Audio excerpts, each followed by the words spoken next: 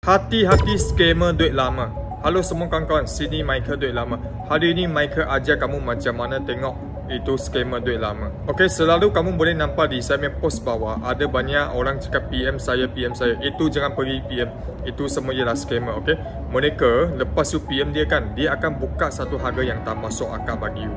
Okey, contoh, ini duit lama tak ada deny tapi dia akan cakap, bos, ini saya beli 100,000, 200,000. Tapi saya sekarang di luar negara, so you kena pergi beli satu Rajago bagi saya. Nanti kita cek betul baru saya beli sama you macam tu. Okay?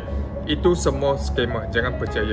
Janji sekarang you ada duit lama nak jual, banyak senang.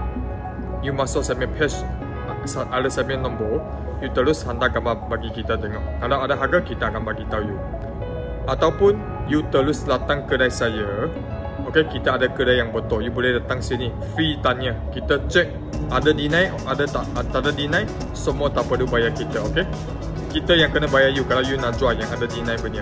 Okay, harap semua kawan-kawan boleh faham. Jangan percaya lagi itu duit lama scammer.